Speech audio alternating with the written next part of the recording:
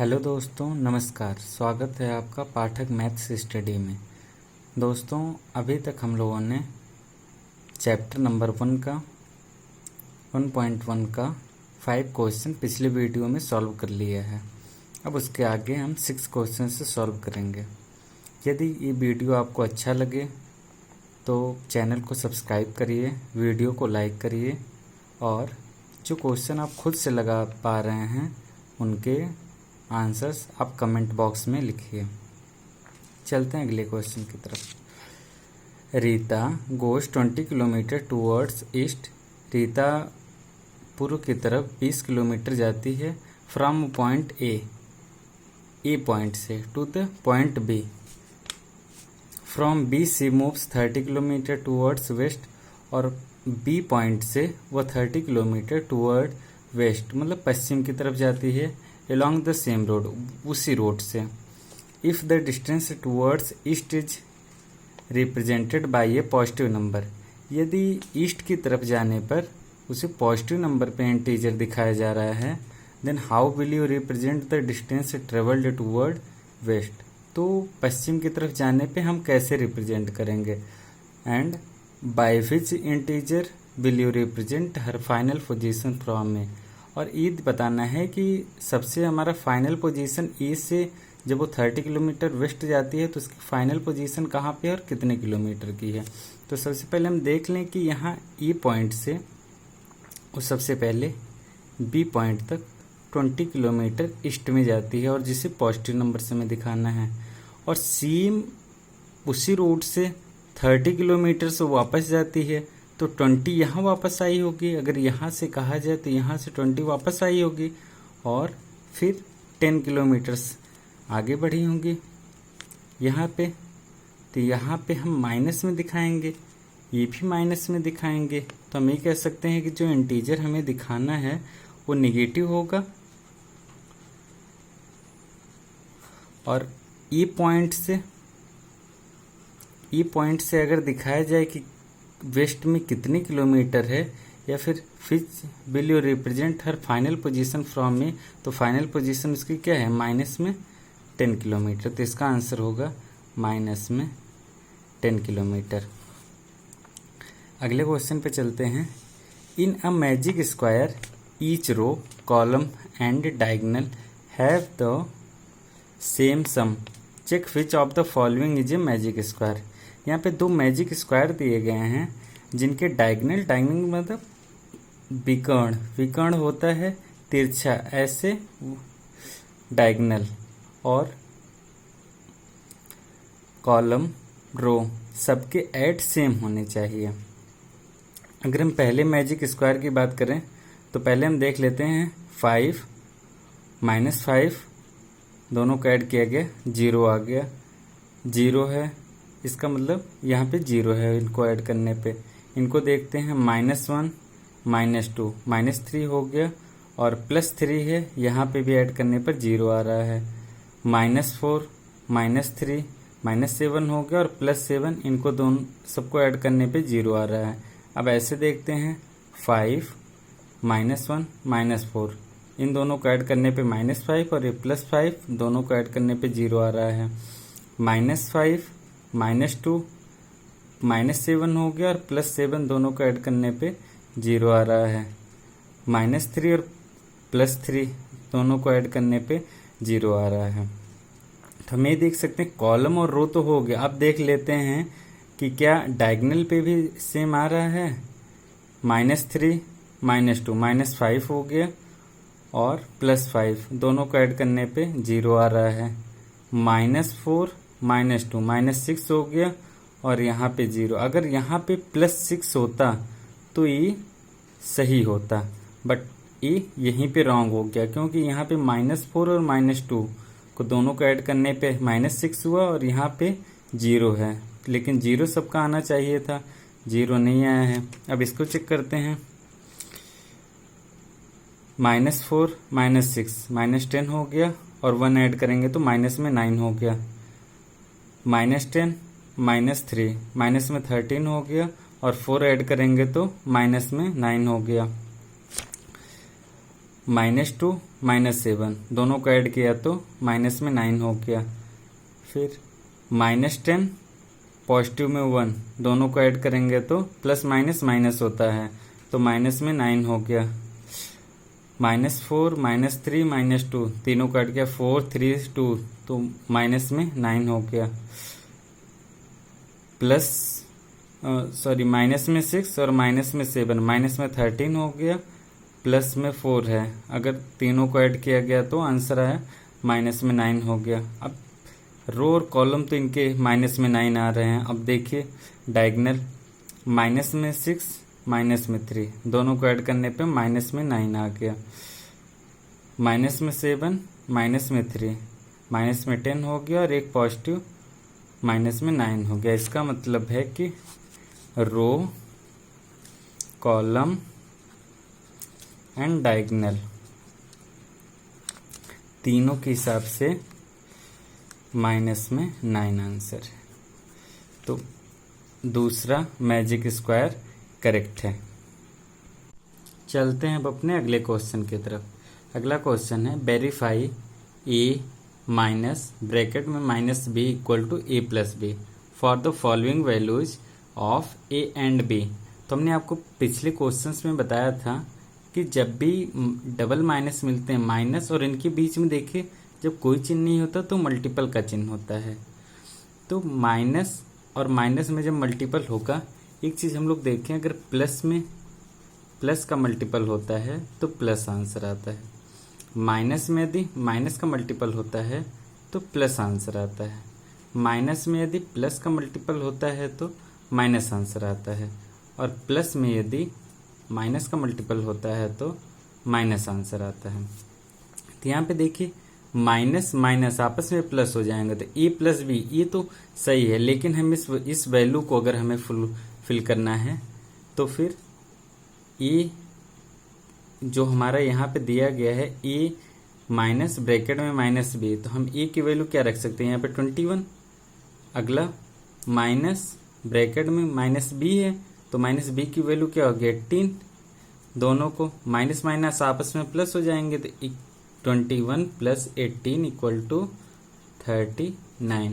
ये आपको प्रूव करना है। फिर आगे चलते हैं 118 माइनस ब्रैकेट में माइनस 125 माइनस माइनस प्लस हो जाएगा 118 माइनस 125 इक्वल टू 243। ये रहा आपका आंसर। इन दो क्वेश्चनों को आप लगाइए खुद से और कमेंट बॉक्स में कमेंट करिए उनके आंसर्स। यदि नहीं आ रहे हैं तो कमेंट करिए, हम आपको आगे बताएंगे। अगले क्वेश्चन पे चलते हैं। Use the sign of less than, greater than और equal to in the box, make the statement true. हमें यहाँ देखना है कि लेस देन, ग्रेटर देन और इक्वल टू का जो साइन है यहाँ बॉक्स में लगाना है अगर स्टेटमेंट उनको ट्रू करना है। तो हम यहाँ पे देखें, अगर -8 है प्लस माइनस माइनस हो जाएगा, -8 -4 माइनस में 12 हो जाएंगे। इधर देखते हैं माइनस में 8 है, यहाँ माइनस माइनस प्लस हो जाएगा। तो अगर माइनस में 8 प्लस 4 इक्वल टू माइनस में 4 आएगा। इधर क्या था, माइनस में 12 आ रहा था, इधर माइनस में 4। और हमने आपको पिछले वीडियोज में बताया था कि जितनी बड़ी संख्या होगी अगर वो माइनस में है तो उतनी ही छोटी है, और जितनी छोटी संख्या है अगर वो माइनस में है तो उतनी ही बड़ी है। इसका मतलब -4 बड़ा है -12 से, तो इसका आंसर होगा ग्रेटर देन। अगले क्वेश्चन पे -3, पहले माइनस माइनस को अलग जोड़ लीजिए और प्लस को अलग जोड़ लेते हैं। -3 -19 इनको ऐड करेंगे तो माइनस में 22 हो जाएगा और प्लस में 7 है। अगर माइनस में 22 प्लस में 7 है तो आंसर इसका आएगा -15।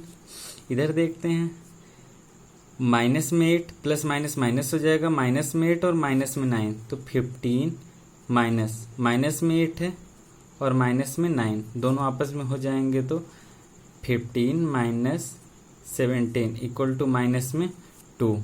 तो सबसे छोटी संख्या सबसे बड़ी संख्या होती है जो माइनस में होती है, इसका मतलब ग्रेटर देन।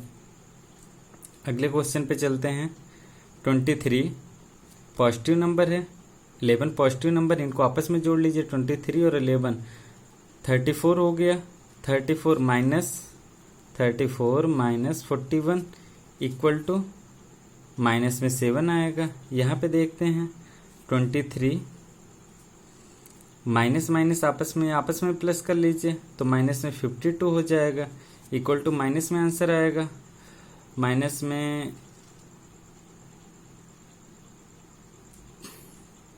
29 आंसर आएगा, माइनस में जो कि होगा।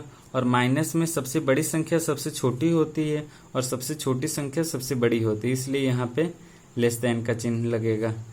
इसके आगे के 2 क्वेश्चंस आप खुद से करिए और इसके आंसर्स कमेंट बॉक्स में कमेंट करिए।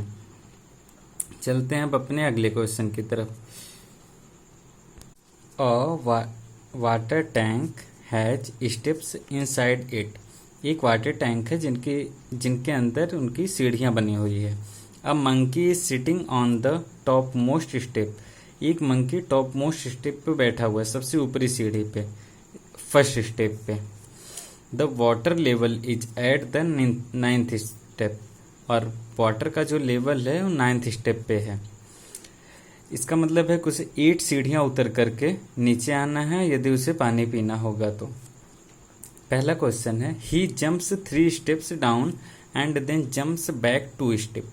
हम ये कह सकते हैं 3 स्टेप अगर वो जंप करता है और फिर उसके बाद 2 स्टेप वो वापस हो जाता है, 2 स्टेप्स बैक हो जाता है। In how many jumps will he rich the water level. उसे पूरी तरीके से उतरना है 8 स्टेप्स। और अगर हम देखें तो पहले स्टेप उतरता है 3 सीढ़ियां और 2 सीढ़ियों को वापस कर लेता है। तो हम ये कहें कि अगर वो 2 स्टेप में चले तो 1 सीढ़ी उतरता है। 2 बार अगर वो जंप करे, एक बार आगे की तरफ 3 स्टेप और एक बार फिर बैक हो रहा है तो 2 बार अगर वो जंप करता है तो 1 स्टेप चलता है। तो हम ये कह सकते हैं कि फिर 2 बार जंप करेगा तो फिर 1 स्टेप चलेगा और उसे पूरी तरीके से 8 स्टेप चलना है। तो हम ये भी कह सकते हैं कि अगर 5 स्टेप पहले ऐसे चला होगा, 5 टाइम्स, एक बार 3 स्टेप चला होगा, फिर उसके बाद 2 बैक हो गया होगा, फिर 3 आगे बढ़ा होगा, फिर 2 बैक हुआ होगा, फिर 3 आगे बढ़ा होगा, फिर 2 बैक हुआ होगा। ऐसे ऐसे अगर चला होगा वो, तो एक समय ऐसा रहा होगा कि 10 टाइम्स यही प्रक्रिया अपनाया होगा। 10 टाइम्स ये प्रक्रिया जब अपनाया तो उसने 5 स्टेप वो चल चुका था वहां से। और पहले वो 1 स्टेप पे बैठा हुआ था तो उस समय 6 स्टेप पे था और उसे पानी मिलना था 9th स्टेप पे। तो लास्ट स्टेप जब उसने लास्ट बार उसने जंप किया होगा तो 3 स्टेप जंप किया होगा। तो 6 में के बाद 3 स्टेप उसने जंप किया होगा तो 9th स्टेप पे पहुंच जाएगा। तो हम ये कह सकते हैं कि कितने जंप्स, हाउ मेनी जंप्स अगर क्वेश्चन में पूछा गया है तो यहाँ पे 1 2 3 4 5 6 7 8 9 10 और लास्ट स्टेप 3 का और जंप किया। फिर उसके बाद जब वो वाटर लेवल पर पहुंच गया फिर उसे बैक आने की कोई ज़रूरत ही नहीं रही तो वो पानी वहीं पे पी सकता। तो हम कह सकते हैं 11 जंप्स। चलते हैं अगले क्वेश्चन पे। आफ्टर ड्रिंकिंग वाटर, वही बंदर पानी पीने के बाद ही वॉन्ट्स टू गो बैक, वो फिर से ऊपर जाना चाहता है। For this he jumps 4 steps up and then jumps back 2 steps down in every move.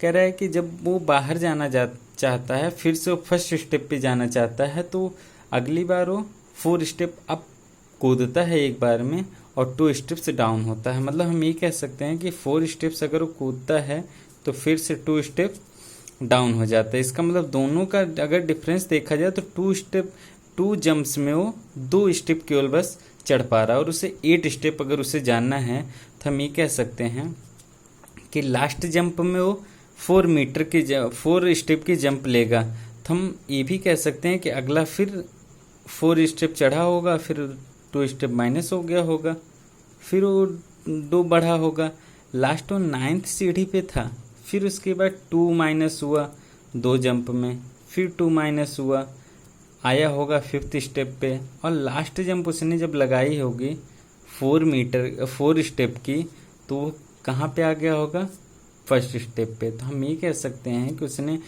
कितने जंप्स का प्रयोग किया, 1 2 3 4, और लास्ट जो 4 स्टेप का हुआ वो 5 जंप्स उसने इस्तेमाल किए अपने।